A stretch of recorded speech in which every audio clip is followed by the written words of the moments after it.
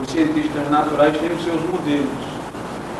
Os hermeneutas têm o que Heidegger e Gadamer, dois hermeneutas do século XX, chamaram de pré-compreensão. Algumas pressuposições. Descartes, por exemplo, que pretendeu fazer uma ciência sem pressupostos, ele, pretendendo mostrar o rigor do seu método, ele disse que duvidava até de que existia.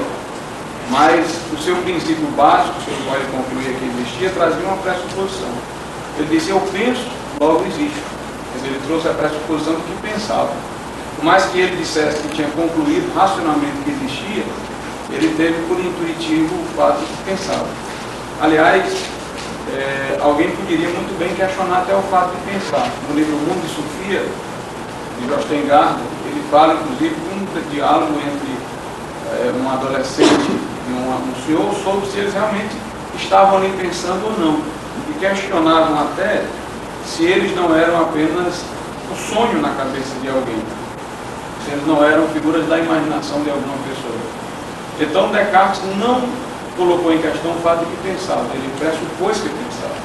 Então sempre nós começamos a partir de pressupostos.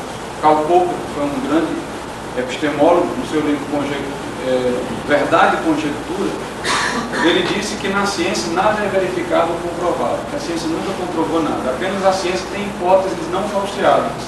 Quer dizer, o cientista natural ele não comprova as suas hipóteses. Porque comprovar ou verificar seria examinar todos os casos particulares, o que ele nunca pode fazer. Por exemplo, eu solto alguns objetos aqui no chão e eles caem. Eu nunca soltei todos os objetos para ver se todos cairiam. A partir de alguns que caíram, eu concluí que os outros vão cair. Portanto, eu dei um salto. E Popper diz, nada foi verificado porque nós nunca fizemos aquela experiência absoluta, constatando todos os casos particulares. Nós levantamos hipóteses, levantamos conjecturas e tentamos falseá-las, derrubá-las. E quando não conseguimos, nós temos por verdade até que alguém consiga falseá-las. De modo que toda verdade científica seria, inclusive, provisória. Inclusive, ele ressalta que Copérnico, quando chegou à conclusão que o Sol e não a Terra era o centro do sistema solar, ele não o fez a partir de observações, mas a partir da leitura de Platão. Platão diz que o sumo bem é comparado ao Sol, como no mito da caverna. E ao redor do Sol giram todos os outros valores. Então ele fez a conjectura baseada em especulações metafísicas, e depois tentou falsear. Quando ele não conseguiu, ele fez a afirmação. Então, a própria ciência, na posição em que está hoje, ela admite que não há conhecimento sem pressuposto. Alguma coisa tem que ser crida antes. Então, a pessoa tem que crer em alguma coisa. A própria ciência moderna nasceu da fé. Na medida em que, por exemplo, para o ser humano procurar no universo leis racionais, ele tem que pressupor que o universo é racional. Quer dizer, quando eu procuro leis, eu procuro regularidade, eu procuro equilíbrio, eu procuro harmonia, eu estou pressupondo que há no universo uma racionalidade, em que minha racionalidade vai se encontrar com essa racionalidade do universo. Então, o próprio cientista, quando vai à procura de leis, ele pressupõe que o universo foi criado por um ser racional. Daí porque Kepler, quando fazia uma descoberta, ele glorificava a Deus e dizia, acabei de pensar um pensamento de Deus. A gente vê, por exemplo, que um astrônomo, ele observa um planeta e o telescópio dele não alcança uma visão mais longa. Mas aí, por cálculos matemáticos, ele chega à conclusão de que existe um outro planeta a determinada distância daquele que ele enxergou. Mas ele não pode comprovar empiricamente, ele só tem os cálculos. Depois vem um outro cientista, já com um telescópio mais avançado, e constata que aquele planeta existe. Por que os cálculos matemáticos do primeiro deram certo? Por que ele acreditou que aqueles cálculos matemáticos iam dar certo? Porque ele pressupôs que o universo foi criado por uma mente que conhecia tanto matemática quanto ele. Então, a fé é pressuposta em todo conhecimento. Aliás, se nós examinarmos bem, toda filosofia, por mais que queira desprezar a existência de Deus, sempre termina voltando a Deus de uma forma direta ou indireta. Deus é como se fosse uma hipótese de encerramento de todo pensamento. Sem Deus as coisas ficam incompletas. Por exemplo, Heidegger era um ateu, mas Heidegger dizia que tudo quanto existia se fundamentava no ser. E esse ser para ele, fundamento da existência de tudo que há, não era outra coisa senão Deus. O Nietzsche falou, por exemplo, da potência. que dava ao homem plenitude. Essa potência, esse poder que o homem deveria aspirar, para Nietzsche era algo divino, que iria divinizar o próprio homem. Então nós vemos que toda filosofia deixa exatamente um espaço para o absoluto. Heráclito, o filósofo grego, dizia que tudo flui, que nada era constante, que nada permanecia, que nada era perene, reduzindo tudo ao mundo da geração e da corrupção, do começo e do fim. Ele disse que o mundo, apesar de ter tudo fluindo, ele não entra em caos porque deve ter algum princípio de ordem. Ele chamou esse princípio de ordem de Logos. E foi exatamente o que o apóstolo João chamou de Deus. João disse que Deus é o Logos do universo, porque é a razão que ordena tudo que flui. Tudo flui, mas tudo está em harmonia. Então há um princípio de ordem constante, que seria exatamente a divindade. Então, a relação entre fé e razão não é apenas uma relação proposta, é uma relação necessária. Dona José Júlio, por favor, dirija a sua pergunta ao professor Wesley. Né? Eu queria saber assim, se seria possível, né, e como seria possível uma filosofia dos valores sem o critério de medição Deus. Não só é possível, como os valores tidos como mais justos pela nossa sociedade, pelas sociedades mais desenvolvidas, são completamente distantes dos propostos, por exemplo, pela religião. A gente vê que, por exemplo, no caso específico do cristianismo, na Bíblia, a gente vê toda uma série de valores que é transmitido de forma perversa. A Bíblia, ela claramente é um livro racista, era um livro que tinha preconceito com a mulher, era um livro que admitia a escravidão. Deus, em várias passagens da Bíblia, manda matar crianças, velhos, tomar terras dos outros, não admitia a liberdade religiosa. Quem não fosse adorar a Deus era condenado à morte. Então toda a série de valores perversos que tem na religião, muito pelo contrário, eles fazem com que a sociedade tenha uma violência muito intrínseca. Os países mais religiosos, especialmente os cristãos, são os que detêm o maior índice de violência, por causa de todo esse preconceito que tem na Bíblia, olho por olho, dente por dente, toda aquela maldade que a Bíblia fala, vai passando para as pessoas. Deus é uma criatura vingativa. Isso tudo corrompe os valores. Quer dizer, nas sociedades onde o cristianismo não prospera, por exemplo, em alguns casos como a Índia, os índices de criminalidade são menores, porque não há esses valores tão deturpados. A religião, ela favoreceu muitas guerras da humanidade. Então, os valores que elas trouxe para a humanidade foram terríveis. Guerras que acontecem entre os povos, tipo os judeus tomando a terra dos palestinos, porque está escrito na Bíblia lá, foi Deus que deu a terra para eles. Então, esses valores são perversos. E, apesar de tudo isso, a humanidade tem valores muito superior ao que está escrito na Bíblia, e a gente consegue evoluir. Por exemplo, a nossa justiça hoje em dia, ela é gigantescamente muito maior do que a justiça pregada na Bíblia. Eu trago só alguns exemplos aqui, rapidamente, que eu copiei de passagens da Bíblia. A gente vê como era cruel alguns valores que foi transmitido por Deus ao povo dele, já que a Bíblia é considerada sagrada. E a gente vê facilmente aqui, por exemplo, Deus tinha preconceitos com homossexuais. Em Levítico 18, não te deitarás com varão como se fosse mulher, é abominação. Nem te deitarás com animal algum, contaminando com ele. Nem a mulher se porá perante o animal para juntar-se com ele. É confusão. Quer dizer, hoje em dia se sabe, se você tem um preconceito sexual na sociedade americana, você tem multa de 5 dígitos. E aqui Deus nitidamente tinha. Ele não só tinha preconceito com homossexuais, como também com pessoas aleijadas, deficientes, que não poderiam entrar na congregação. né, uma série de valores deturpados. De forma que, quando você tira Deus da vida das pessoas, e a sociedade começa a avaliar a realidade dura e crua como ela é, os valores surgem. As pessoas que eu conheço, que são céticas e ateias, elas têm um índice de digamos assim, justiça muito maior. E por quê? Porque a ciência, ela é a ferramenta mais desenvolvida que a humanidade dispõe. Ela é o pensamento mais justo que se pode ter sobre qualquer coisa, porque a coisa que está sendo averiguada pela ciência tem que ser testada, retestada, tem que ser provada, tem que ser levado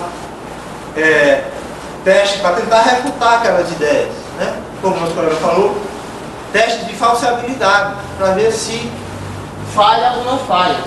Então ela é justa nesse aspecto, porque só passa a ser considerado algo científico depois que ela passa pelo crivo de testes para os valores então, que estão sendo propostos na teoria serem aceitos. Ela é assim a ciência muito mais justa do que a fé ou a religião, que só prega o oposto do que ela se pretende, porque a religião, ela pretende ser justa, pretende pregar o amor e a paz, mas ela não é baseada na verdade mais honesta que pode ser, que é a ciência. Poxa, se ela não se admite testar, se ela não dá evidências do que ela diz, se as coisas são mágicas, então ela está sendo falsa com ela mesma, ela está induzindo as pessoas a andar de forma equivocadas consigo própria. Então, ela se contradiz. E os seus valores, então, são deturpados. Porque além de pregar a maldade, ela não tem base nenhuma, não foi testada exaustivamente, e eu posso dizer, tá bom, pode continuar. Eu queria salientar a todos vocês que, posteriormente, se houver quórum, né, já houve concordância dos convidados, haverá um debate, né? E após as interrogações, se houver quórum suficiente, haverá um debate. Agora, o Luiz Antônio, faça a sua pergunta. Professor Glauco, eu gostaria de saber se é possível, e como, caso seja possível, provar filosoficamente a existência de Deus. Bem, em primeiro lugar, eu gostaria de dizer que, ainda que se admita a possibilidade de provar a existência de Deus, não é essa a razão por que a maior parte das pessoas acreditam em Deus. As pessoas acreditam em Deus porque é intuitivo acreditar em Deus. Todas as civilizações, desde as mais primitivas às mais evoluídas, desde os tempos remotos até os tempos presentes, de uma ponta a outra do mundo, tem a maioria das pessoas acreditando em Deus. O próprio comunismo marxista, que conseguiu travar o desenvolvimento religioso na União Soviética por muito tempo, assim que abriu as portas, teve a surpresa de ver um surto de religiosidade, exatamente porque o ateísmo, eu entendo ser uma coisa artificial, se torna ateu ou quem ficou ressentido com a religião ou quem foi persuadido a posteriori por outras razões, mas intuitivamente as pessoas acreditam em Deus, de uma forma às vezes mais pessoal, às vezes de uma forma mais impessoal, de uma forma mais espiritualista, de uma forma mais materialista, de uma forma monoteísta, de uma forma politeísta, mas essa intuição no homem. Agostinho explicava isso dizendo que Deus deixou em nós as suas digitais, assim como a gente faz um objeto e deixa nele as digitais, Deus que criou a nossa razão deixou em nós as suas digitais. Por exemplo, no seu livro Livre-Arbítrio, ele questiona de onde me veio a ideia de unidade. E aí nós já começamos a pensar na questão da prova da existência de Deus. De onde me veio a ideia de unidade? Nós nunca vimos uma coisa absolutamente comum. Quando o homem falou no átomo uma primeira vez, ele falou como postulação. Ele não tinha observado o átomo e hoje se constatou, inclusive, que o átomo se subdivide. O átomo ainda não é a partícula unitária que se julgava no começo. Uma mesa dessa parece uma unidade, mas não é. Ela é composta, ela tem pernas, ela tem pregos. E se nós fôssemos esfarelar aqui, ela ainda virava múltiplos polos.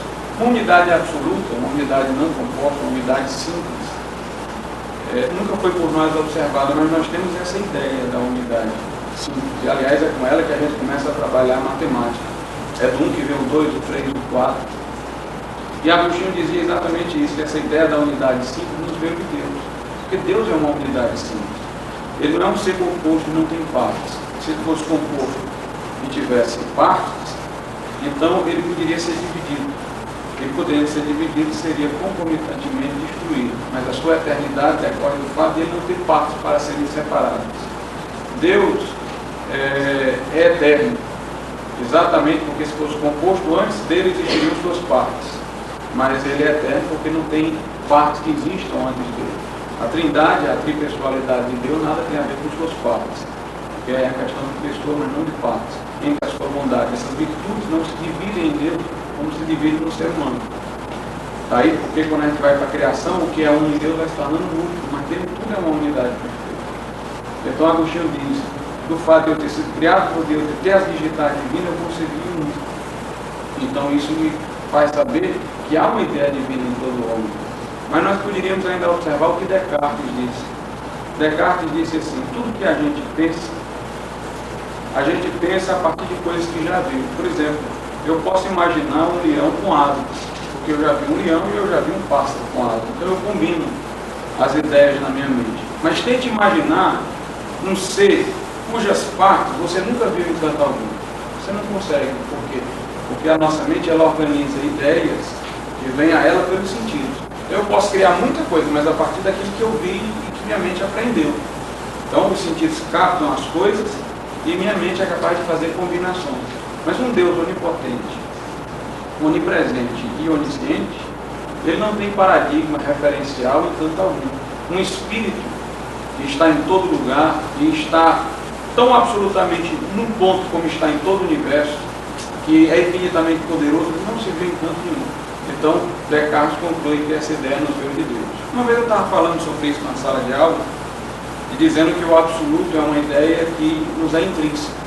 E uma aluna minha me questionou, essa aluna não acreditava em Deus, eu acredito, e disse assim, mas Glauco, será que o homem não viu, por exemplo, as coisas relativas, e das coisas relativas concluiu o absoluto?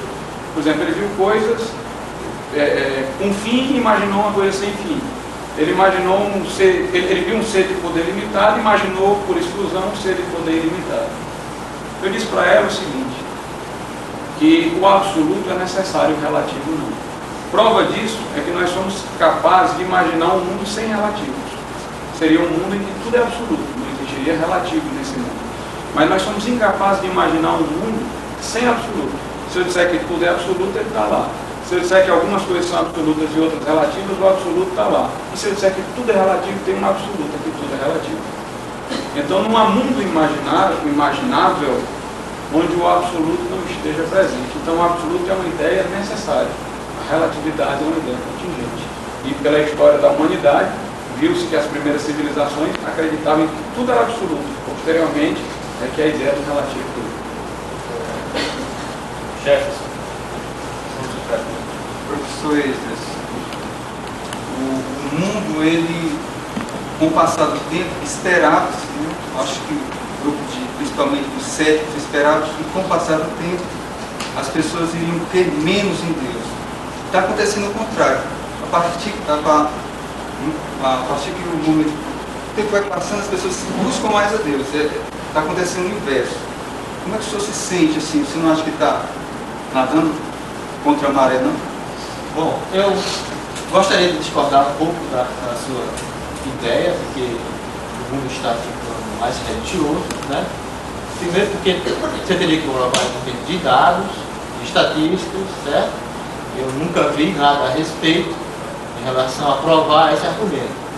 Bom, o que eu sei é que o movimento cético, ele vem crescendo bastante, os ateus vêm se organizando. Aqui no Brasil a gente está tentando criar uma sociedade não governamental que lute pelos direitos dos ateus. Existe sociedades já equivalentes, né? Na Europa existe a Skeptical, né? Tem publicações, tem toda uma série de assistência a quem é ateu, etc. Tem nos Estados Unidos uma chamada também a CICICOP, né? Que é Crucial da Ciência. Você vê uma organização bem fundamentada, com verbas inclusive para pesquisas nessa área. Inclusive, o Rand, né, um ex-mágico, aliás, um mágico americano, que também é ateu, e inclusive ele participou de debates no Fantástico com aquele cara do Harvard, né? A organização fornece $1 milhão para qualquer pessoa que consiga provar qualquer fenômeno paranormal ou espiritualista, qualquer coisa que não seja desse mundo. Entendeu? Ninguém conseguiu ganhar esse prêmio, né? Então o que eu vejo é a difusão cada vez mais na sociedade dos pensamentos céticos. Eu tenho uma publicação aqui que saiu recente na Ciência Hoje sobre a Bíblia, né? Mostrando as diversas mitologias que existem. Tem publicações muito conceituadas na Veja, também de céticos, e a gente vê que está se difundindo no Brasil, principalmente para quem acessa a internet, ela tem uma divulgação maior, já que a gente não dispõe de estrutura ainda organizacional, no sentido não governamental, não está fundada, mas a nível de internet funciona lista de discussões, funciona divulgação de sites, inclusive eu tenho um site, né? Gostaria até de depois, se for caso, divulgar aqui, www.esdras.l.pt. Lá eu relaciono uma série de sites, quer dizer, eu vejo a organização crescendo. A lista de sites ela vem crescendo a cada dia. No Brasil, cresce exponencialmente. Então, esse seu argumento, assim, eu gostaria de saber se você tem algum dado, de que revista, para você dizer que o mundo está atuando. A segunda parte da sua pergunta é se eu me sentia mal com isso. Né? Bom, claro, se a ciência está sendo posta de lado em relação a pensamentos místicos, a pensamentos sem fundamentos, se a religião estiver crescendo e não o conhecimento científico, isso é terrível, é desanimador, porque eu sei que a humanidade está ficando retrógrada. Porque o pensamento científico foi responsável pela evolução da nossa civilização, pela nossa tecnologia, pela lâmpada, pela câmera de filmar, pelo telefone, por tudo que você imaginar, foi baseado em argumentos científicos, em pesquisa maciça, em testes de refutação das ideias. Então tudo isso foi graças à forma de pensar da ciência. Se ela não existisse, como a religião tentou muito suprimir, né, como fez condenando Galileu por discordar que era a Terra que girava em torno do Sol, ou outros que também foram condenados até a fogueira por questionar a astronomia. Se a religião tivesse naquela época aniquilado a ciência ali, a gente talvez tivesse ali na Idade Média. Não era responsável pelo nosso desenvolvimento. E claro que seria terrivelmente desanimador se isso estivesse acontecendo. Mas eu acredito que não. Eu acho que a ciência está desenvolvendo, e à medida que a população vai se educando, que há um conhecimento científico dado aos nossos alunos, que há um estímulo ao questionamento, a duvidar das coisas, a não aceitar as coisas simplesmente porque alguém disse que é, a aceitar a existência de uma criatura que não se tem prova alguma. Né? Para a ciência, isso é um absurdo. Quer dizer, a ciência ela não diz exatamente tudo, mas ela pode muito bem dizer o que não é. Né? Ela pode muito bem desmascarar uma mentira. A verdade é difícil. Se tenta aproximações sucessivas. A ciência ela tem um pensamento que nenhuma das suas teorias é perfeita. Tudo é mutável. Hoje em dia a gente aceita a mecânica relativista, aceita a teoria da mecânica quântica, mas antigamente não era assim. Né? No futuro pode até ser que essas teorias sejam empáticas. Então a ciência muda. Ela não se admite perfeita. Ela está constantemente sendo posta a testes, e isso é louvável nela mesma, porque isso é que faz ela melhorar. A religião, pelo contrário, a conforma as pessoas a uma verdade absoluta, não se consegue fazer teste, nem se repetir, nem há nenhuma prova científica dos conhecimentos dela. Eu gostaria de pedir uma parte que você falou. Eu sei que o tema é um tema bastante abrangente, um tema que é interessante, todo mundo está se interessando, não vai querer se estender, mas infelizmente o nosso tema é um pouco curto. Né? Eu pediria tanto aos interrogadores como aos interrogados que fosse um pouco mais breve, porque posteriormente pode haver perguntas também dos convidados, também, né, da plateia, e o tempo não dá. Então, José Júlio, por favor, sua pergunta. Vou perguntar ao Cláudio. seguinte, dentro dessa área, vamos dizer assim, de Deus, né, existem as variações também. Porque, por exemplo, existe a teologia, como existe a teosofia, existe a antroposofia, né? Porque quando eu li num compêndio de filosofia, que biblioteca, eu vi assim, que a ciência resolveu provisoriamente, aliás, a princípio, né? A princípio resolveu, a teosofia não existe, né? Então ela ficou com a antroposofia, né? Certo? Mas, quer dizer, então são as variações, né? Quer dizer, tem outras variações, né, dentro dessa discussão, né? Tem a antroposofia, tem a antropologia, né? Quer dizer, tem a teosofia, tem a teologia, né? Mas a minha pergunta é a seguinte: que ligação poderia haver, né, entre a teologia filosófica e a antropologia filosófica? Se há alguma relação? Bem, antes de tudo, eu queria só dizer o seguinte, que a boa concepção de teologia vai levar a uma boa concepção de antropologia. Nunca o homem foi tão dignificado como ele foi dignificado pela religião cristã. Primeiro porque ela o colocou a imagem e semelhança de Deus. Quando para Aristóteles o homem era um animal racional, para a religião cristã o homem estava entre a criatura irracional e Deus, e criada a imagem e semelhança de Deus. Além disso, ensina a Bíblia que Deus feito carne na pessoa de Jesus deu a vida pelo homem, dando ao ser humano valor infinito. Afinal de contas, um ser infinito deu a vida por ele. E o grande problema que se tem visto na religião, mencionado pelo professor Esdras, com respeito a uma série de morticínios, de guerra, é a má interpretação da própria Bíblia. É uma interpretação equivocada da Bíblia que leva à diminuição do valor do ser humano. Nós percebemos que a Bíblia dignifica o ser humano, a ética de Jesus é uma ética de não resistência, se bater a tua face direita, oferece a esquerda.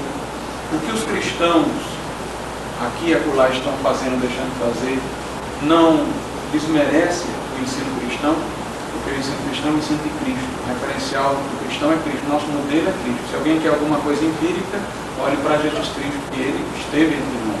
Ele é o modelo, ele é o nosso paradigma. Durante o século XX, nos primórdios, houve um movimento cientificista que acreditou exatamente que era possível nós abandonarmos a questão da filosofia dos valores, que já foi colocado aqui em baila, e a ciência iria resolver tudo. Aliás, eu não consigo imaginar como é que eu posso dizer que Deus é perverso, que a ética da Bíblia é perversa, sem ter um parâmetro de moralidade. Não vejo como ter um parâmetro de moralidade sem pressupor Deus como uma autoridade acima de mim que define o bem e o mal. Eu não posso dizer que nada é perverso, no meu entendimento, nada é bom, a não ser que haja um parâmetro sobre mim que eu possa mencionar e você pode concordar comigo. Então, a ciência no século XX, ela excluiu o problema de Deus, o problema da moralidade, de certo modo, dos valores absolutos e tudo. E o resultado disso foi a Segunda Guerra Mundial, o nazismo fazendo experiências, porque esse era o sentido dos campos de concentração nazista, além do ódio aos judeus, havia experiências. Quem assistiu o filme Julgamento de Nuremberg sabe que os nazistas foram condenados porque deixaram os arquivos sobre o que faziam com os judeus, e esses arquivos constavam experiências desumanas, com objetivos pretensamente científicos. Então aquele ali foi o resultado da ciência. Tanto que depois da Segunda Guerra Mundial, como reação ao cientificismo, surgiu o existencialismo, que também era ateu, mas negando a possibilidade de a ciência trazer para nós um melhor futuro, e surgiram as filosofias dos valores, como a de Max Scheler, que era um cristão, de Nikolai Hartmann, renasceu no âmbito do direito juro-naturalismo, defendendo o direito natural. Houve um movimento de direitos humanos, fundado na ideia de que há uma lei natural escrita no coração de todo homem. Então, quando a gente faz da religião, ou melhor, da ciência, uma religião, ela também é desastrosa para a humanidade. Somente numa ótica divina se pode ter uma boa ideia de Deus. E para lembrar, Isaac Newton era um cristão, inclusive escreveu obras sobre as profecias. Thomas Edison, inventor da luz elétrica, era um cristão. Eu vou até contar uma rapidinha história sobre Thomas Edison. E certa feita ele disse que, conforme Paulo disse na carta aos Tessalonicenses 4, Jesus apareceria nas nuvens e o seu povo subiria ao encontro dele. E uma pessoa criticando disse: como é que você, um cientista, acredita que Jesus vai aparecer nas nuvens e o povo dele vai subir ao encontro dele? E a lei da gravidade? Ele pegou então vários chumbinhos e começou a jogar na areia. E depois pegou um ímã e colocou em cima. E os chumbos se movimentavam na areia e pulavam para o ímã. Ele disse: cadê a lei da gravidade agora? Se a força do magnetismo é capaz de superar a força da lei da gravidade, muito mais o amor que Deus tem pelos seus vai naquele dia vencer a lei da gravidade. Faraday, o químico, era um cristão. Kepler era um cristão. O próprio Galileu era um cristão. E o próprio Copérnico era um cristão. Agora, Antônio Luiz, para o Professor, como é que a gente pode explicar a gente ter um pensamento? O cristão tem um pensamento, o professor Glauco, presta atenção para mencionar, o professor Glauco diz que usa-se um parâmetro Cristo, que a gente sabe que ele viveu na Terra, sabemos da região que ele viveu, mas o ateu em si, como ele se sente, eu faria essa pergunta especificamente ao professor, sem ter um parâmetro, sem ter o que para seguir. Só a ciência em si explicaria isso? Bom, eu vou realmente frisar isso aqui, como eu já disse antes. O parâmetro que a religião nos transmite é um parâmetro de perversidade. Né? Haja vista tudo que está aqui. Ó. Isso aqui tudo é perversidade que eu encontrei na Bíblia, né? E não são poucas. Que parâmetros são esses? Onde Deus mandava matar crianças, né? Quer ver aqui, ó. Teus filhos e tuas filhas serão dados a outro povo, os teus olhos o verão, e desfalecerão o salário dele todo dia, porém não haverá poder na tua mão. Deuteronômio 28, 32. Né? Deus mandando prejudicar as crianças pela culpa dos pais, quer dizer... Uma observação, isso é o Velho Testamento, né? É, Velho Testamento. A religião, o Novo Testamento, ela é fundamentada no Velho. Não é que Cristo veio cumprir as profecias do Velho. Então, é suposto que o Velho também seja verdadeiro. Mas essa não é a sua pergunta específica. Depois a gente pode discutir sobre isso. Então, o parâmetro da religião é perverso. O que a gente tem de socialmente mais desenvolvido na nossa sociedade é contrário ao que está na Bíblia. Porque quando a gente diz que não pode ter preconceito com o homossexual, a Bíblia diz que manda matar. Quando a gente permite que uma pessoa que aceita o candomblé faça lá os rituais dela, mata até a galinha e ofereça coisa a Iemanjá, a gente está tendo uma liberdade religiosa que pela Bíblia era para matar, porque era considerado feitiçaria. Aliás, foi feito isso antigamente, né? A caça às bruxas é sinal disso. E a morte era perversa, se matava a gente até botando a pessoa em sapatos com chumbo derretido, né? Tem uma das mortes muito trágicas, que é citada aqui no livro do Carl Sagan, um dos maiores cientistas que já passou pela humanidade, um chamado Pedro Lamonde, que dizia que até fazer a pessoa beber água com um lenço muito fino de seda e depois puxar o lenço repetidamente para dilacerar os órgãos internos. Então, os valores que a religião nos transmite estão muito aquém do que a nossa sociedade desenvolveu. E não foi baseado em religião. Quando o juiz determina uma causa, que a gente considera as nossas leis justas, ela não está independente da Bíblia, ela é baseada em fatores democráticos. Né? Para um ateu, para um cético, é muito bem, ele sabe dizer muito bem qual a diferença do bem e do mal. Qualquer ser humano, pode ser um índio, que só sabe contar até 3, e até mate o seu próximo pensando em receber os poderes dele, mas ele sabe o que é errado e o que é certo. Pode perguntar para o índio se roubar é certo, ele vai dizer que é errado. Então, os parâmetros da justiça, da bondade, ele depende da religião. E quando a religião entra no meio, é para ver culpar. Tudo bem que houve uma evolução do Novo Testamento para o Velho, mas isso aí já é uma contradição dos próprios pressupostos que se diz de Deus ser, que é imutável. Então, aí ele já teria ter mudança. Né? Então, que a religião não tem nada a ver com os parâmetros, os valores que a gente tem da justiça e da bondade. É independente. É uma questão democrática, social e da filosofia de cada época e de cada cultura. Ela é relativa à cultura e ao tempo específico em que está acontecendo. Também do ponto de vista espiritual, porém, ateu não chegaria aí. Muito obrigado.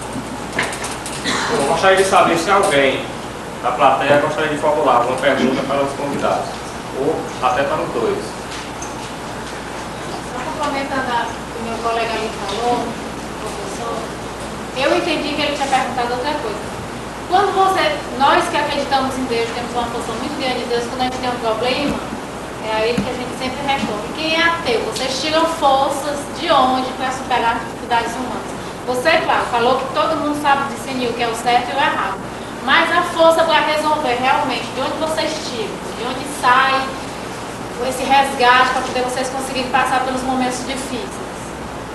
Olha, gente, é o seguinte, a realidade é dura. A verdade, crua como ela é dura. Quer dizer, nós não temos um quem nos apegar.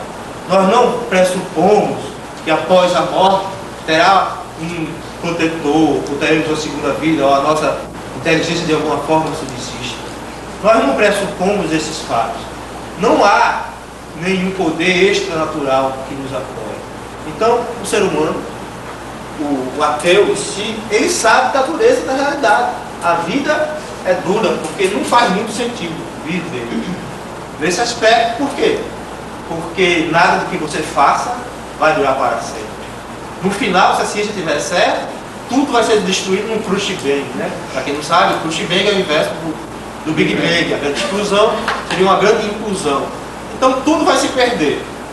Então nada vai ficar, então não tem sentido quase nada. E essa verdade é dura? É. A gente não deve fugir dela.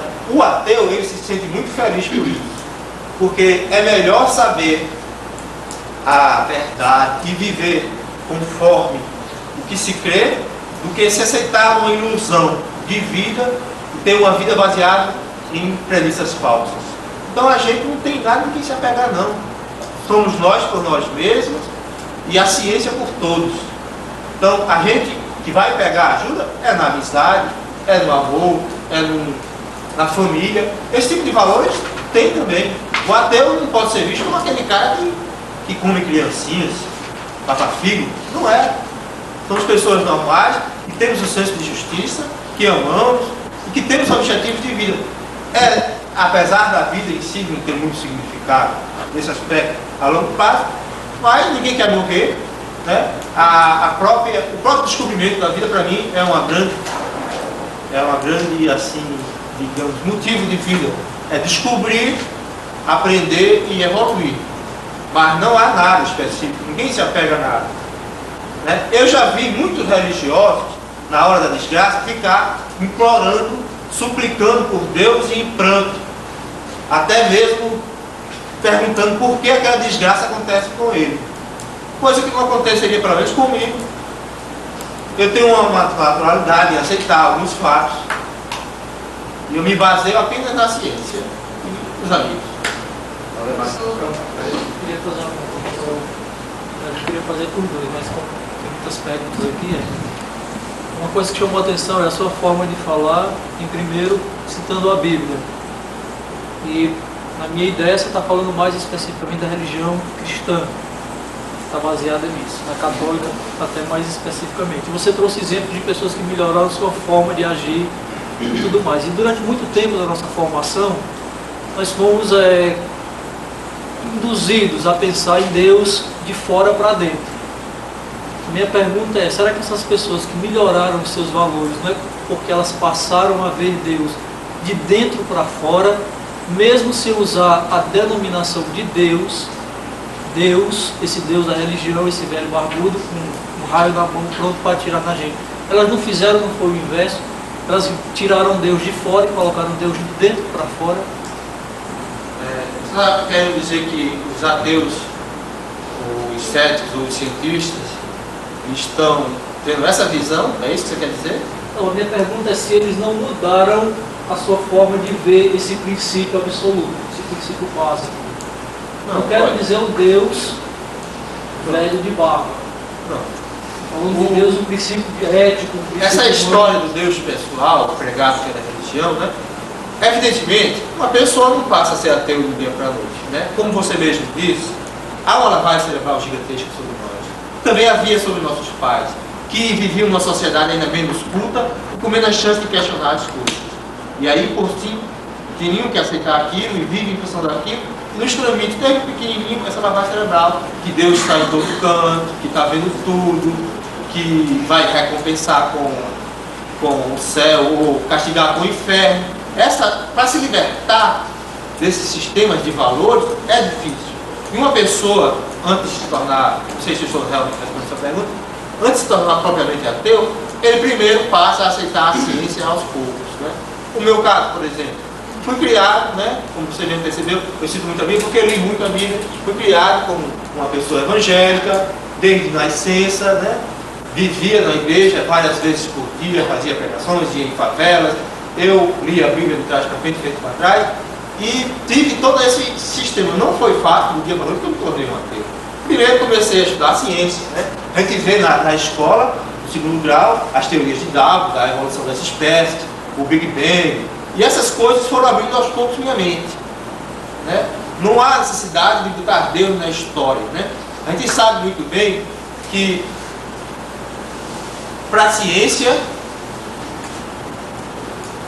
a forma de se explicar os fenômenos de forma mais simples é a mais aceitável, né? Por exemplo, a navalha de Ockham diz o seguinte, é uma teoria muito usada na ciência: se eu tenho duas formas iguais de explicar os mesmos fenômenos, a que for mais simples é intuitivamente mais lógica. E por aí você consegue deduzir que se eu posso explicar todo o universo sem Deus e com ele é um complicante a mais. Então, para a ciência é admissível a não existência dele, porque é a forma mais simples de se explicar. Então as pessoas vão passando aos poucos. Primeiro a gente passa por uma fase de aceitar a evolução. Eu, pelo menos, passei assim. Eu comecei a admitir que a religião, como estava na Bíblia, era só uma metáfora, que aquilo ali era que na realidade Deus tinha criado o mundo usando as teorias da evolução de Charles Darwin, e tinha usado o Big Bang para criar o universo, e ele controlava essas leis. E permaneci na religião. Depois eu fiquei ateu, mesmo lá dentro, mas eu pensei, poxa, a religião parece ser algo tão bom, que prega o bem, faz sentido eu permanecer num lugar assim, já que é para o bem, mesmo sendo ateu. Depois eu cheguei à conclusão que não, é mentira. O que a religião prega é o preconceito. Se você for ver o que está na Bíblia, é terrível, né? Os judeus são os povos mais preconceituosos do mundo. O estrangeiro não podia participar daquela ceia específica, não comer daquelas comidas que os sacerdotes comiam, né? Ninguém podia fabricar aquele incenso que era castigado. Então, todo esse série de valores errados que tem lá, que apesar que houve uma evolução no Novo Testamento, perverte as ideias aos poucos, porque a pessoa tem de aceitar a Bíblia como um livro que não se deve questionar, porque é a própria palavra de Deus. E aí a pessoa tende a ficar cada vez mais com essa visão fechada. Então, eu não acho que a pessoa, os ateus em si, tem essa visão do Deus impessoal, né? Que a religião, digamos, tem um Deus como sendo uma pessoa, e você quer dizer que o ateu não, ele teria como se fosse algo interno, né? Eu não acredito nisso, porque o que o ateu tem mesmo é a ideia da ciência. O que a gente aceita é o que a ciência pode provar, porque ela é a forma mais justa do pensamento. Aí me vem a segunda pergunta que eu queria fazer. A ciência, o mesmo colocou que durante muito tempo o conhecimento científico que foi colocado pelo professor ele foi sendo modificado. O que era verdade há 2 anos atrás, hoje pode não ser. Será que o que falta a essa ciência não é elementos para provar a existência de um Deus? Não. Em primeiro lugar, essa questão da prova de Deus. A ciência não se interessa em provar nada porque não se tem evidência. Será que ela não tem ainda elementos para buscar essa prova? Não tem Há evidência. 200 anos ela não tem. Ninguém vai atrás de provar nada. Ninguém vai atrás de provar nada sem ter uma evidência. Só um louco. A gente prova algo que tem um fenômeno que está acontecendo ali diferente. Vamos estudar aquilo. Mas ninguém vê um sussurro de Deus. Ninguém vê nada. Não tem nada que possa lembrar onde é que está ele, o que é que ele está fazendo. Ele não se expõe de acordo com o comediante americano se ele pelo menos sussurrasse. Então não há. A ciência não pode provar que Deus não existe, porque não se consegue provar nada, não se consegue provar a não existência de alguma coisa. Porque para se provar a não existência, teria que se olhar ao mesmo tempo em todos os lugares. Isso é impossível. Então só se pode provar a existência de alguma coisa. Mas só se vai atrás dessa prova quando há um mínimo de evidência. Não há nenhuma evidência científica sequer, por mais simples que seja, da existência de Deus. Se houvesse, as revistas internacionais de publicação científica mais conceituadas do mundo, a Science, a Nature da Europa, teriam publicado alguma coisa, porque seria algo extremamente interessante. Mas como não há publicações, provavelmente é porque não há nada. Deixa eu falar, uma pergunta coisa para ele aí. A pergunta dele foi dirigida ao dois, ele tem resposta. Então, por favor. Eu queria só complementar a pergunta que ele faz. Eu pedi desculpa ao repetir a pergunta por dois. Mas é só perguntar assim, será que durante muito tempo a religião tentou sufocar a ciência? Será que hoje a ciência está perdendo uma revanche na religião? É a mesma pergunta. Exatamente, é o que eu disse. Há uma religião da ciência. Se Deus não existe, por que os ateus estão se organizando contra a religião? Por que lutar contra o que não existe? Outra coisa que eu coloco é a seguinte, eu volto mais uma vez para a questão dos valores. Se nós não acreditarmos em Deus, nós não temos parâmetro para dizer que uma coisa é boa e outra é má, tem que ter um parâmetro. Qual é o parâmetro? Eu vou impor ao outro que isso aqui é bom e aquilo ali é mal, eu tenho que ter um parâmetro. Outra coisa, se não existir Deus e existir o bem e o mal, existir o certo e o errado, eu pergunto quem é que vai nos julgar pelo certo e o errado? O ímpio aqui prospera com a sua maldade e tudo mais, vive regaladamente, o justo sofre tudo, e do outro lado não vai haver as compensações. Outra coisa, se como o Suestas diz, o certo e errado são relativos, uma hora ele disse que não era, depois disse que era, se o certo e errado pode ser certo e errado aqui, não ser certo e errado lá, qual é o parâmetro que ele tem para dizer que nós progredimos moralmente até hoje, que depois que a religião foi esquecida houve progresso? Como é que houve progresso se tudo é relativo? Onde é que há progresso se não na direção de uma coisa absoluta, melhor, mais certa? Outra coisa que eu colocaria, Deus não pode se provar laboratorialmente. Eu não posso levar Deus para um laboratório e experimentar. Se eu pudesse, ele não seria Deus, porque Deus não é objeto. Deus não é objeto. O que é dado pela ciência é um objeto manipulável. E Deus não pode ser manipulável por mim. Se ele for manipulável, ele já deixou de ser Deus. Então Deus não pode ser comprovado dessa maneira. Mas eu pergunto, se eu olhar para um edifício, como um edifício de 17 andares onde eu moro, a única parte do edifício que eu não estou vendo é o alicerce. Eu estou vendo cada andar, mas eu não estou vendo o alicerce. Eu constato pela minha visão todos os andares, menos o alicerce. Mas eu acredito que tem um alicerce lá. E por que eu acredito? Porque eu não tenho, sem o alicerce, explicação para aquele edifício não ter caído ainda. Então, esse universo harmônico, que tem regularidade, que tem equilíbrio, que é tão admirado pelos cientistas, tão enaltecido pelos cientistas que ficam admirados das descobertas, ele não poderia ser o que é pelo mero acaso, pela mera coincidência, sem um fundamento que o sustentasse. E bom é que o alicerce é a parte mais concreta do edifício, mais dura, mais sólida, mais real. Então, mais real do que tudo que há é exatamente aquele que justifica tudo que há. É aquele que justifica tudo que há. Então, eu não posso realmente experimentar Deus no laboratório, como eu não posso experimentar outras coisas. A saudade não pode ser experimentada, ela pode ser experienciada. Experienciar é uma vivência, você pode vivenciar a saudade, mas você não pode colocar a saudade fora de você e examiná-la no laboratório. A alegria, você também não pode, você não pode objetivá-la e estudá-la sob a forma de experimentação externa, você pode experienciá-la. E do mesmo jeito Deus. Eu não posso pegar Deus e objetivá-lo e manipulá-lo no laboratório, mas eu posso experienciá-lo. E quem o experienciou sabe que ele é real, tão real quanto a saudade, a alegria e a tristeza. Quer falar, né? Deixa eu falar um pouco. É uma questão de ordem. Eu posso falar? Pode.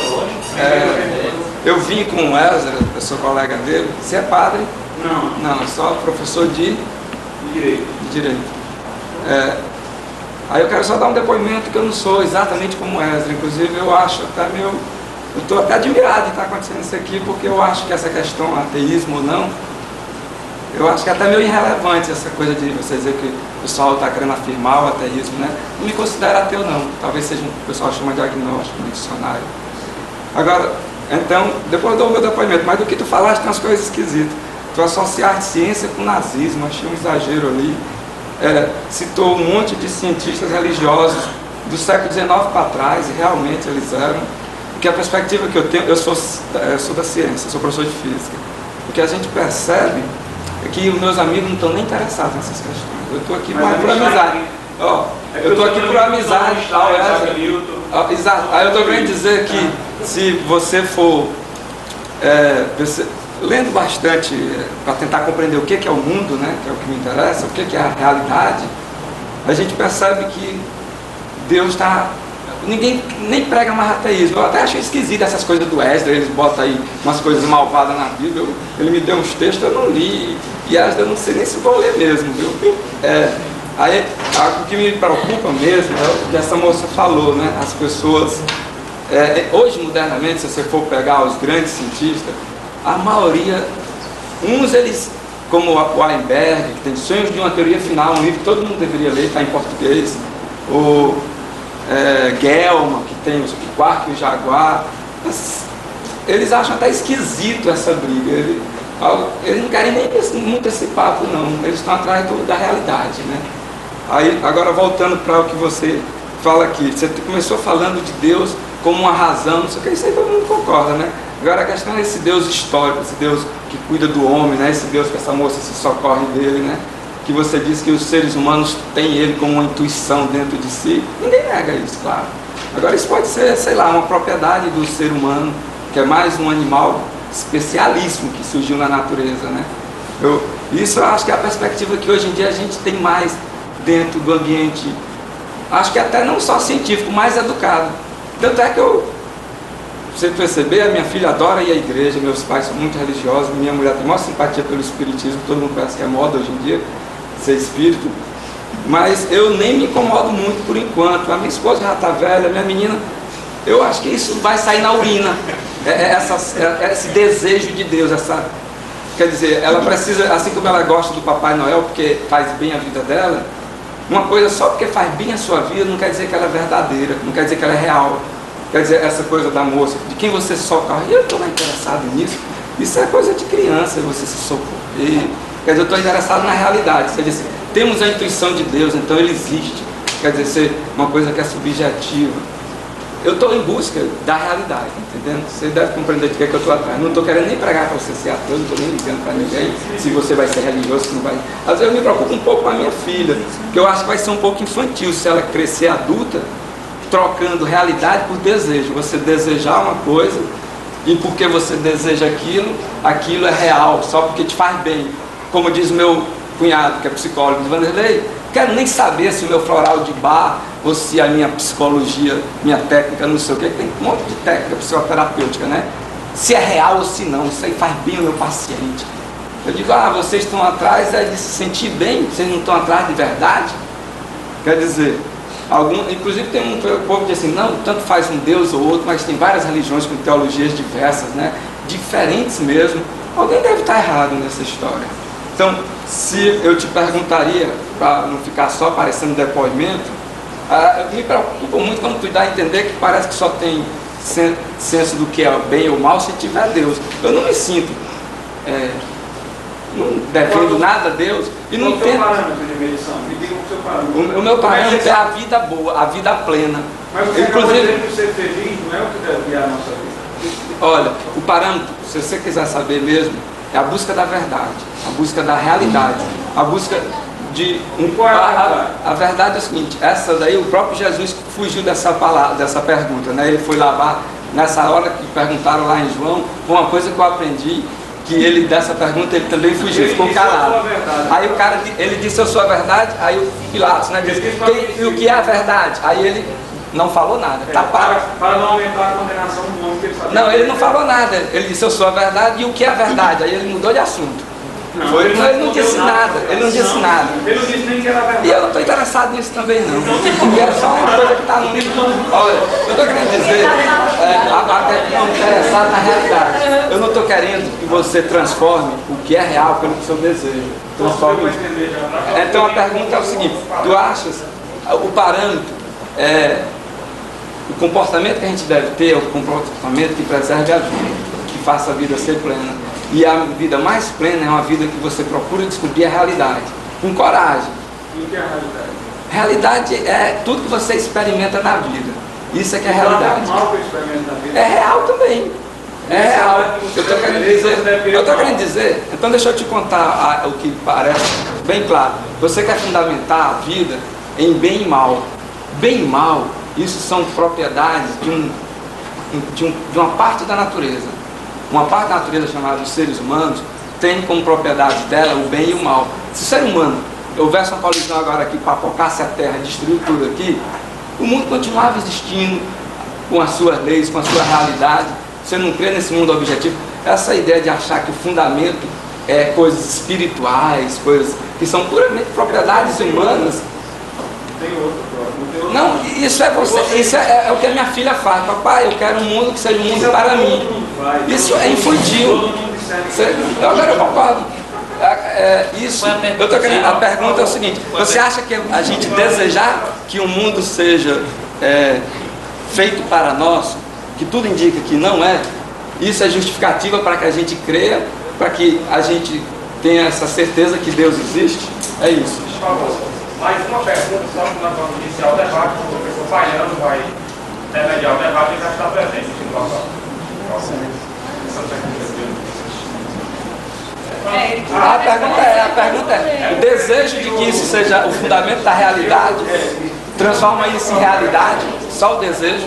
Bem, eu quero dizer primeiramente o seguinte, que eu não acredito em Deus, porque isso me torna mais feliz ou menos feliz. Eu não busco a Deus pelo prazer que Ele pode me propiciar. Porque se eu buscasse a Deus pelo prazer, o meu Deus não... Ele é seu fundamento. Se eu buscasse a Deus pelo prazer, o meu Deus seria o prazer. Se eu buscasse a Deus pela felicidade, minha felicidade seria o meu Deus. Deus é a razão última, além dele não tem mais nada. Eu busco a Deus porque Deus é Deus. Pelo fato dele ser Deus, o Criador, é devido a Ele a adoração e tudo mais. Com respeito aos problemas bíblicos que foram colocados aqui, eu ressalto que há más interpretações da Bíblia. O texto que fala que os filhos serão levados cativos e tudo, Deus não está dizendo isso para que isso aconteça, em primeiro lugar. Está dizendo isso para que isso não aconteça. Deus não está dizendo que isso vai acontecer porque Ele quer que aconteça. Ele está dizendo que isso vai acontecer como um fato, é uma profecia. Deus está dizendo as consequências inevitáveis, naturais da desobediência. Quando Deus diz, honra teu pai e tua mãe para que vivas muito tempo sobre a terra, Deus não está ameaçando de morte quem não honra pai e mãe, não. Ele está querendo dizer que é da natureza humana viver mais se nós atentarmos para o conceito de pai e mãe que querem o nosso bem. Ele está apenas dando a consequência natural para as coisas. Então, quando Deus diz que os teus filhos vão ser levados cativos, em primeiro lugar, Deus está dizendo isso para que não aconteça. Em segundo lugar, Ele está dizendo que isso vai acontecer caso o povo siga determinados caminhos. Aí é um fato que Deus está descrevendo antecipadamente, e não uma ameaça que porventura esteja fazendo. Outra coisa, Deus se opõe de fato ao homossexualismo, mas não à intolerância. Como Deus se opõe ao pecado, e Jesus comeu com os pecadores. E os ladrões que blasfemaram de Jesus ouviram a expressão tolerante de Jesus: Pai, perdoa-os, porque eles não sabem o que fazem. Com isso não quer dizer que o homossexualismo é o pior pecado do mundo e que não existem outros pecados, não, porque existem outros pecados graves como o ciúme, a inveja, a mentira, o ódio, o ressentimento. Mas se nós quisermos saber se uma coisa é certa ou errada, basta adotar o princípio racional de Kant. Kant diz: se você quer saber se uma coisa é certa ou errada, imagine todas as pessoas do mundo fazendo aquela coisa ali. E veja qual é a consequência. Se todos fossem homossexuais, a espécie acabaria. Então não haveria esse prestígio da vida que você quer que tenha. A humanidade findaria porque não haveria a perpetuação da espécie. Então o princípio categórico de Kant já responde o que você me perguntou. Não precisa de Deus, basta você não fazer aos outros. O princípio de Kant não é fundamento, é apenas uma forma de você chegar ao conhecimento da coisa, não de fundamentar. Kant não Diz explicou. qual é o princípio bem enunciado assim para todo mundo saber. O princípio de Kant é ágil de tal maneira que a máxima da atuação se torna uma lei geral. Pronto. Mas isso aí não é Precisa fundamento. mais de Deus não. Precisa. E Kant falou em Deus. E foi Kant que falou em Deus.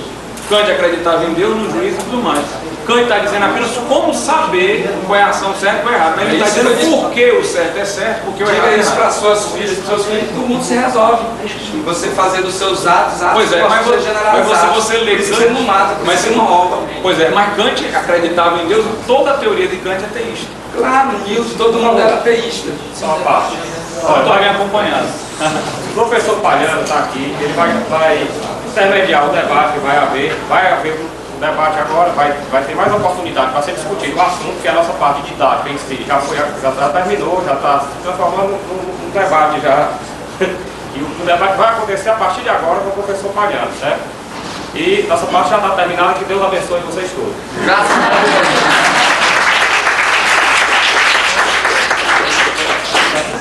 Graças a Deus.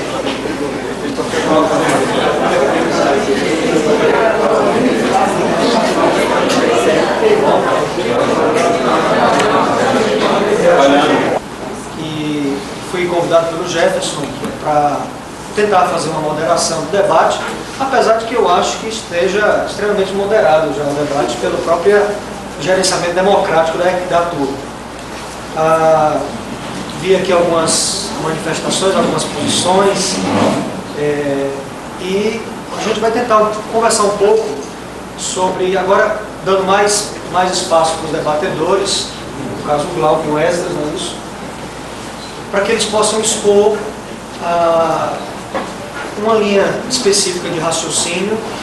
Logicamente ninguém vai aqui estar com a preocupação de convencer ninguém se Deus existe ou se Deus não existe. Apenas eu acho que o que é importante, mais importante desse debate, é a gente ver a questão da fundamentação dos argumentos. Essa fundamentação dos argumentos, ela pode ser extremamente emblemática para a nossa reflexão, porque é muito difícil no mundo a gente se definir como ateu ou o inverso do ateu. Eu acredito, não estou querendo já fazer aqui o meu exórdio, mas acredito que todos nós temos o nosso momento de ateísmo, não é? Aqui alguém falou, não lembro exatamente quem foi, se foi o Wesley, não foi exatamente o que eu vou falar, mas mesmo as pessoas que têm fé, quando se encontram diante de alguma situação difícil, né, revoltam-se contra Deus e às vezes tem até vontade de jogar pedra no céu, não é? E todo mundo também tem o seu momento de fé. Seria extremamente difícil viver uma única coisa definida. Então, a nossa realidade é muito contingente, a nossa realidade humana é extremamente contingente, né? E esse é um dos princípios, inclusive, defendidos pela pós-modernidade, que tem aí no Gianni Vattimo um dos seus grandes pilares, que é o princípio da não fundamentação, ou seja, nada é exatamente o que é ou o que aparenta ser, não é? Então, a gente trabalha normalmente aqui, vamos trabalhar em termos de valores, em termos de argumentos, e acredito que seja o essencial desse nosso momento aqui, a gente averiguar a questão dos argumentos, e tentar estender a mão para saber quais são os que têm mais solidez. Porque normalmente quando a gente pensa que uma pessoa vem falar sobre Deus, a gente pensa assim, numa linguagem extremamente piegas, não é? E quando a gente pensa que uma pessoa vai falar sobre a não existência de Deus, a proposta da não existência de Deus, ela vai falar numa linguagem assim, agressiva e extremamente no radicalismo da cientificidade. Isso não é verdade. Então a gente vai tentar fazer uma exploração, não é? E eu queria tentar ver se a gente faria uma rotina, o Glauco expor em determinado momento, depois, dentro daquilo que ele expôs, uma pergunta, no máximo 2 perguntas objetivas sobre o que foi colocado, não é?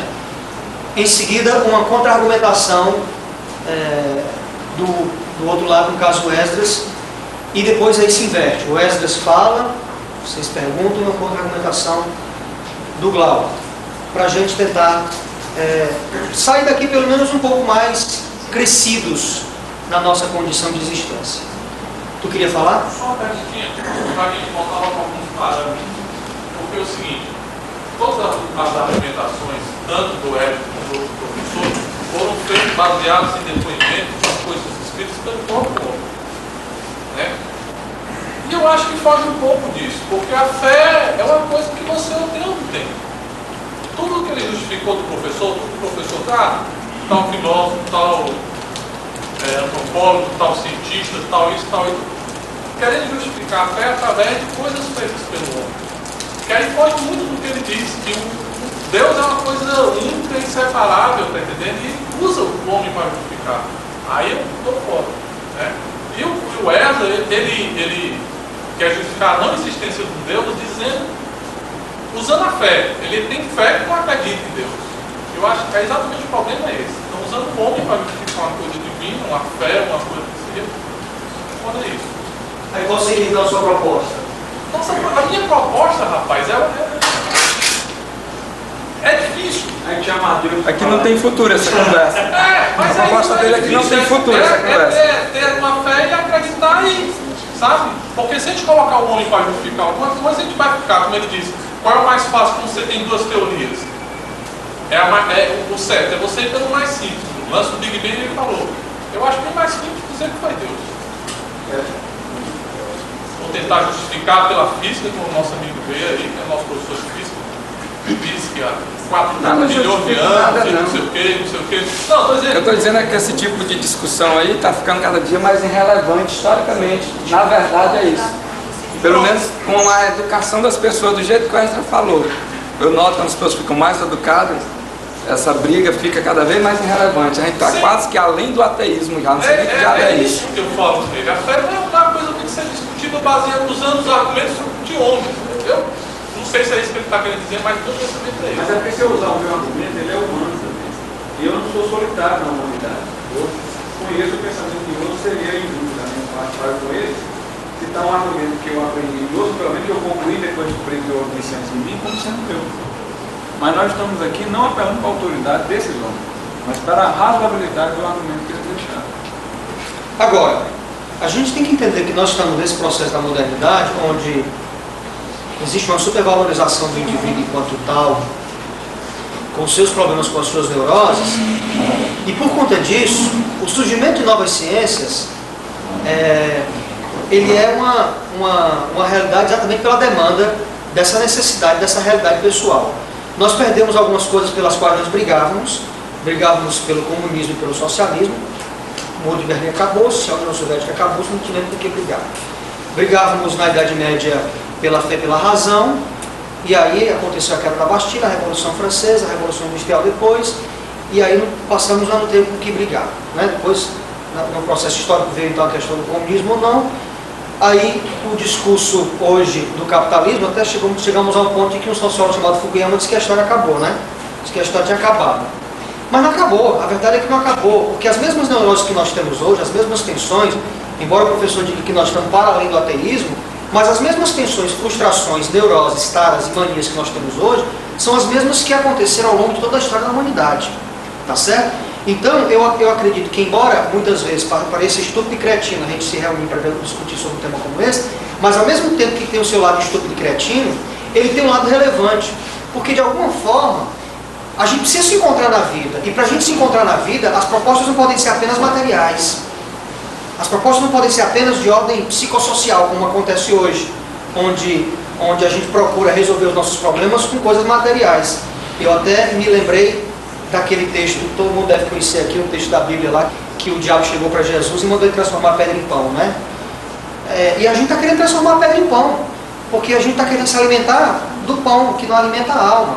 E não adianta a gente pensar que o fato da gente estar numa sociedade civilizada, intelectualmente forte, mais evoluída do que fomos no passado, isso vai responder, porque não tem respondido. A prova é que os consultórios, eu não sei aqui quantos estão na área de psicologia, psiquiatria, mas a prova é que nós estamos ficando cada vez mais loucos. A impressão que me dá é que isso acontece porque o pessoal não vivencia muitas coisas usando um pouco de razão, que diz que a gente vive uma idade de razão. Na verdade, a gente vivencia uma vida de consumir os produtos tecnológicos produzidos por essa razão, né? Pois é. Aí, realmente, essa turma que vive... Estou querendo dizer o seguinte, eu não sinto essa coisa que você, essa doença, essa angústia, entre a turma que está dentro da ciência, não. A turma que estuda o mundo com as suas leis, com as suas regularidades, com a sua beleza, e que acha que a gente deve viver com ações que todo mundo possa ter semelhantes, que não precisa achar que é porque nós somos objetos divinos. Essa turma, eu não sinto essa... A minha impressão que dá, essa sensação de angústia, é de que você, na verdade, é um grande ignorante, pode estar ganhando 10 mil por mês, pode fazer uma grande função burocrática, sei lá o que, mas tem uma ignorância básica no funcionamento do mundo. Você é um homem medieval. Às vezes eu até brinco que quem não conhece cálculo, essa coisa famosa que tem a ver com Isaac Newton, eu brinco, digo, olha, um homem que não conhece cálculo é medieval, é como quem você manda alguém numa feira fazer compra sem saber somar. Aí a impressão que me dá mesmo não é falta de conhecer o mundo que dá essa angústia, não. É ignorância, você está de cara com uma coisa que está sendo produzida por uma turma que conhece o mundo melhor, que não está tão angustiado, tão se sentindo mal, tem uma ética do conhecimento, talvez, botou na sua cabeça que a melhor coisa é descobrir como é que é a realidade, imperfeita, provisória, mas cada vez melhor do que no passado, tanto é que os cientistas hoje já não são mais como o Isaac Newton precisava se sentir. Newton era unitarista, não queria nem ter a terceira, era cristão mesmo, piegas, e era provavelmente daqui a 2000 anos vai ser Newton que vai ser lembrado, assim como daqui a 1000 anos, um cara que ninguém falou aqui dentro. Tenho certeza que daqui a 1000 anos, quando já se esquecer Bill Gates, todo mundo aí, vai ser Darwin, colocou o ser humano dentro da natureza. E então, quando você diz essa angústia da gente fazer esse debate, a impressão que me dá, essa angústia existe pela a gente ter uma vida que pode ter dinheiro, pode ter conforto, pode ter tudo, mas é uma vida de consumo, é uma vida de objetos materiais dos quais você não compreende nada, é um mundo meio assim, mágico. Estão te dando um mundo mágico e tu está ficando cada vez mais perdido. Você entendeu o que eu quis dizer? Estou querendo, se tu tiver mais conhecimento da realidade, tu vai ficar menos perturbado. Bom, então, se por exemplo os cientistas não têm essa angústia, pelo menos eu não sou, né? Na verdade eu sou um comerciante, me formei em filosofia, sou vocacionado digamos assim, ao pastorado por vocação, sou filósofo por desejo e sou comerciante por necessidade de sobrevivência. Não é? Então, se os cientistas não têm essa angústia, bom, são privilegiados e são felizes, porque a grande massa que está aí fora está numa angústia só, está brigando, e não é mais nem por Deus ou por não Deus, está brigando pela marca da Nike, para comer o pão de cada dia, enfim, qualquer coisa desse tipo. Por isso que eu acho que o debate como esse é importante, porque a partir da reflexão acadêmica, isso pode vazar, extravasar e transbordar para a vida lá fora.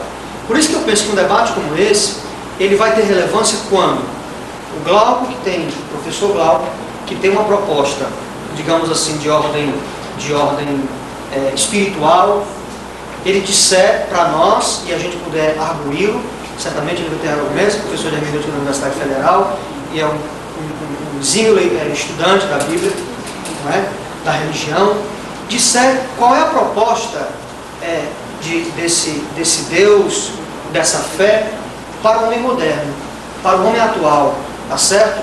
Eu acredito que aqui não vai valer a pena a gente ficar exumando coisas do passado, a história medieval. A questão é hoje, é agora. O existencialismo é o presente.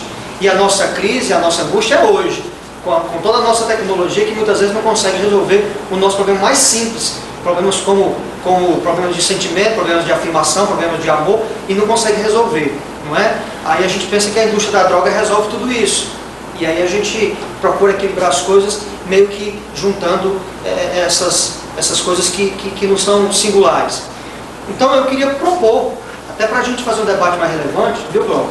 Tanto você quanto o professor Wesley dissessem para a gente, tivessem um tempo para dizer, qual é a proposta e qual é a necessidade do homem moderno experimentar Deus ou não experimentar Deus, já que esse Deus aqui, já partimos do pressuposto de que ninguém vai colocá-lo no tubo de ensaio e fazer uma leitura genética de quem ele é.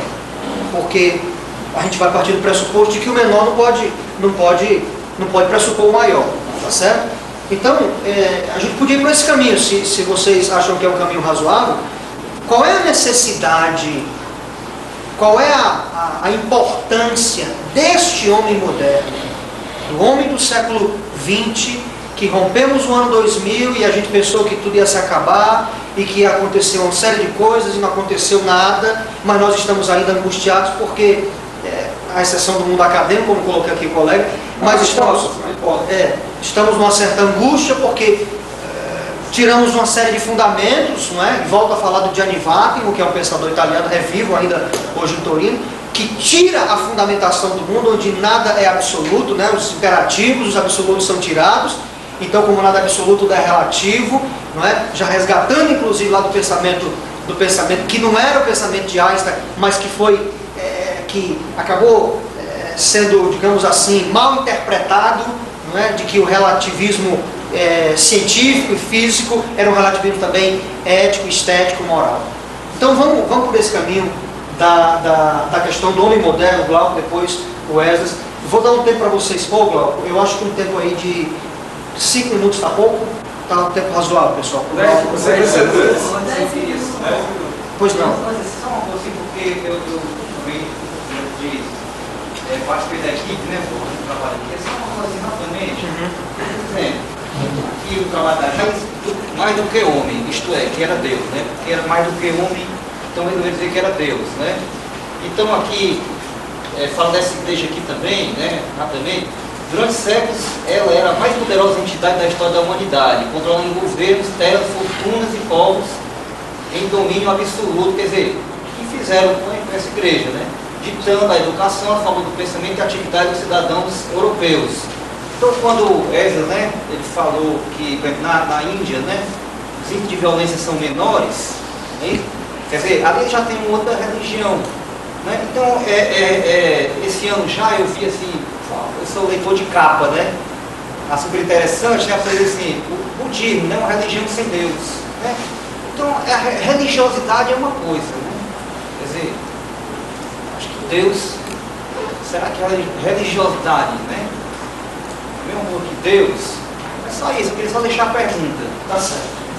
Então vamos começar aqui com 5 minutos, professor Glauco, 10 minutos? A gente tem quantos 10 até terminar aqui? Não, aí 10 minutos, aí 2 perguntas, tá certo? Uma de cada lado. Aí já vai 20, meia hora cada vez. 5 minutos. 5 minutos é muito já. Eu acho que é melhor 10 minutos e uma pergunta.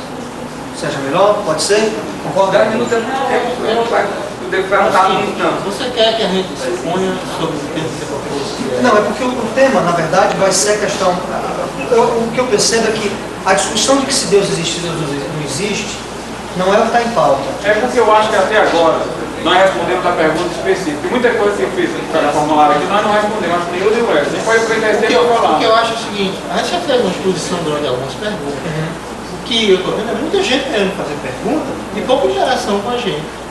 Eu concordo que ser aberto um espaço maior para perguntas. E o que a gente falou, ou então, que a gente vai falar, debate. é dispõe durante. Mas aí não seria um debate, seria a continuidade do que já vinha acontecendo. Então.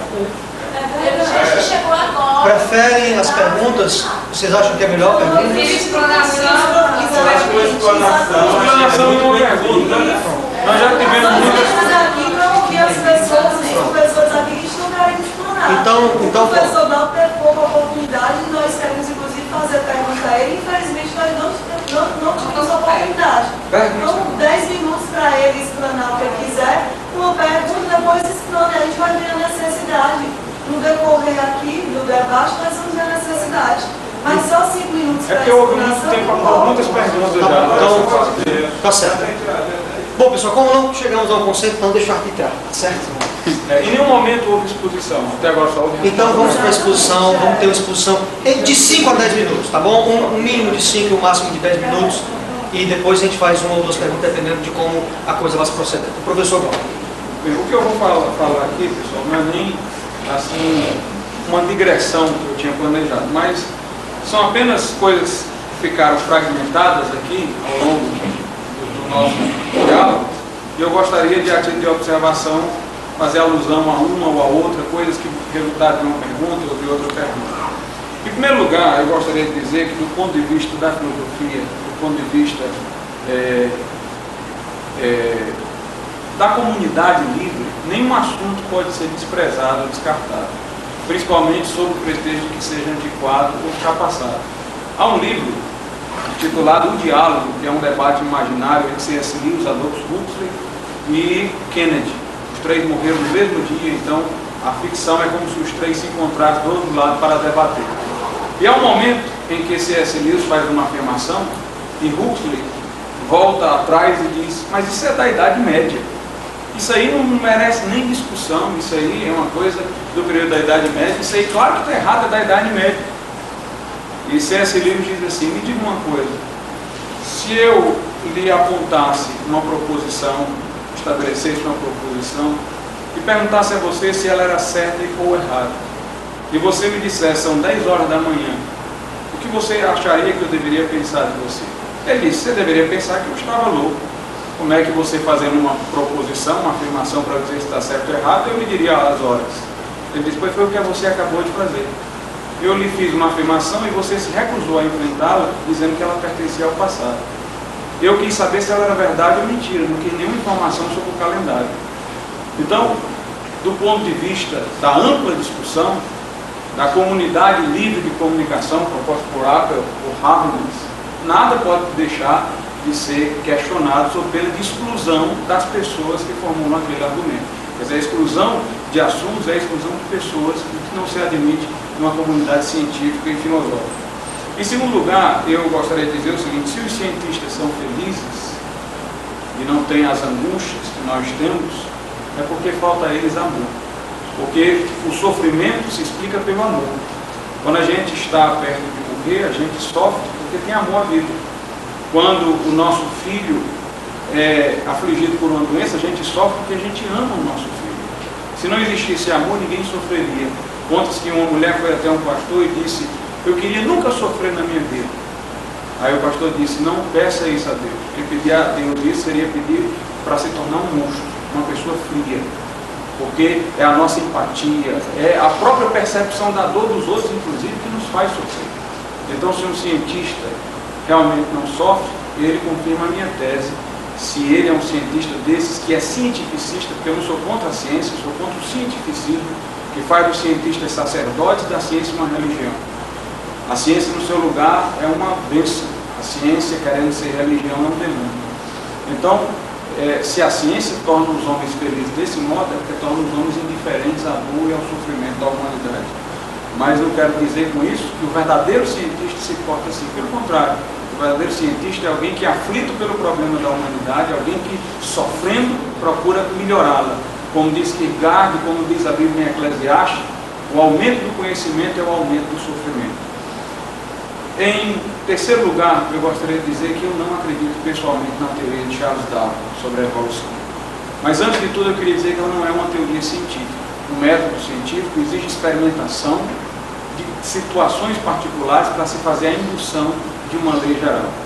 E o próprio Darwin admitiu, no seu livro sobre a evolução das espécies, que nunca seria possível comprovar a evolução, porque para isso seria necessário um homem viver tempo suficiente para presenciar uma espécie passando a ser outra espécie, o que seria uma impossibilidade, que nunca nenhum homem poderia viver tanto para fazer essa observação.